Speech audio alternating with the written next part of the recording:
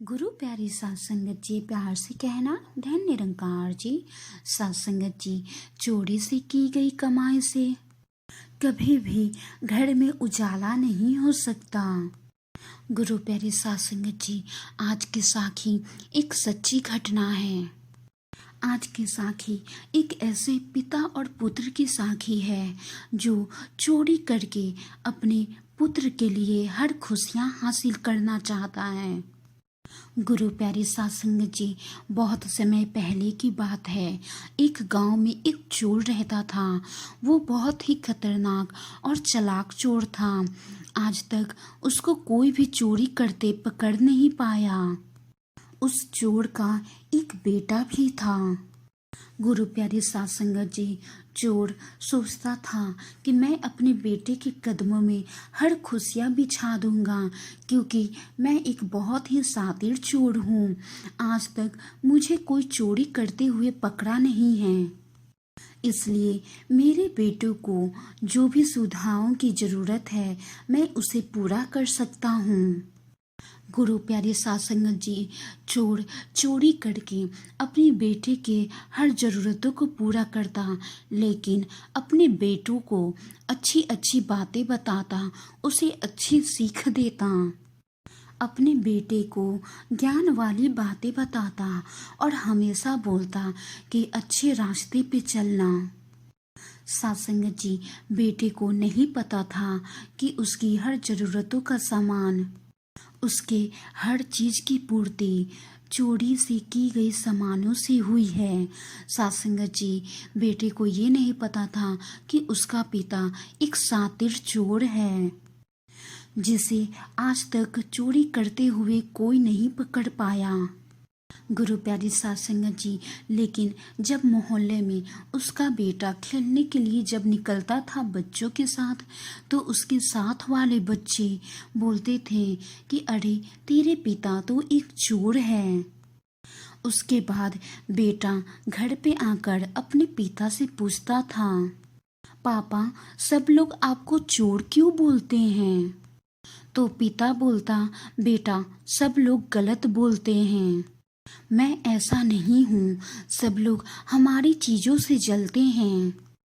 आज हमारे पास हर ज़रूरतों का सामान है और तुम अच्छे स्कूल में पढ़ने भी जाते हो, इसलिए कोई नहीं चाहता कि तुम अच्छे स्कूल में पढ़ने जाओ।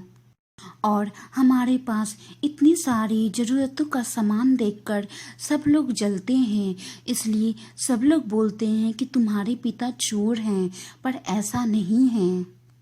गुरु प्यारी सात संगत जी, अपने पिता की बातों को सुनकर वो खुश हो जाता और अपने दोस्तों के साथ फिर खेलने के लिए चला जाता। टाइम बीतता चला गया और एक दिन उसका बेटा बड़ा हो गया और 12वीं पास कर लिया। गुरु प्यारी सात संगत जी, पिता ने भी चोरी करना छोड़ दिया था, क्योंकि बेटा अब बड़ा हो रहा था, उसे अब सब समझ में आ रहा था। गुरु प्यारे सात संगत जी, लेकिन अब पिता के पास इतना पैसा नहीं था कि वो अपने बेटे को और आगे पढ़ा सके, इसलिए उसके बेटे ने जॉब के लिए बहुत जगह अप्लाई किया, लेकिन जॉब नहीं मिली, क्योंकि कम पढ़े लिखे होने के कारण कोई नौकरी नहीं देता। गुरु प्यारे सात संगत जी, पिता को अपने बेटे को लेकर चिंता सताने लगी। वो बेटे के लिए कुछ करना चाह रहा था, लेकिन उसकी बात कोई नहीं मानता। लास्ट में बहुत ही सोच विचार करने के बाद जब पिता को कोई रास्ता नहीं दिखा, तो पिता ने अपने बेटे को चोर बनाने के लिए सोच लिया और एक दिन रात को अपने बेटे को लेकर निकल पड़ा। गुरु प्यारी सात संगत जी, बेटे को ये पता नहीं था कि वो लोग चोरी करने जा रहे हैं। अभी कुछ दूर वो लोग चले ही थे कि एक सेठ का घर दिखाई पड़ा। गुरु प्यारी सात संगत जी, पिता अपने बेटे से बोला, हम लोगों को यहीं पर चोरी करना है, इसी सेठ के घर में। ये घर देखो कितना बड़ा है। सात संगत जी, पिता की बातों को सुनकर बेटा बहुत ही आश्चर्यचकित हो गया। फिर पिता बोला, तुमने सही सुना बेटा, मैंने बचपन में तुम्हारे सारे सुख सुविधाओं की पूर्ति चोरी से ही की है। लेकिन जब तुम बड़े हो रहे थे तो मैंने चोरी करना छोड़ दिया था, पर आज कोई ना जॉब मिलने के कारण मुझे तुम्हारी चिंता सता रही है, इसलिए अब तुम भी चोरी करना सीख लो, मैं तुम्हें अच्छे से सिखा दूंगा। गुरु प्यारी सात संगत जी, बेटा सेठ के घर की लाइट को बहुत ही ध्यान से देखे जा रहा था और कुछ सोच रहा था। तभी उसके पापा ने उसको बुलाया और बोला, बेटा हम लोगों को इसी रास्ते से घर में जाना है। सासंगत जी, बेटा अब भी लाइट को देखे जा रहा था। तभी पिता ने पूछा, क्या हुआ? तो बेटे ने बोला, पापा मैं ये चोरी नहीं कर सकता। पिता ने पूछा, क्यों? तो बेटे ने जवाब दिया, ये लोग ईमानदारी और मेहनत से कमाते हैं, तभी इनके घर में हमेशा रोशनी रहती है, और हम लोग चोरी से बहुत कमाते हैं, फिर भी हम अंधेरे में ही रहते हैं। पापा हम भले ही चोरी से कितना क्यों न कमा ले, पर हमारे घर में कभी उजाला नहीं हो सकता, क्योंकि हमारी कमाई मेहनत की नहीं है, ईमानदारी की नहीं है, वो तो चोरी की है। और चोरी से की गई कमाई से हम कभी भी खुश नहीं रह सकते, हमारा जीवन कभी भी उजाले में नहीं जा सकता।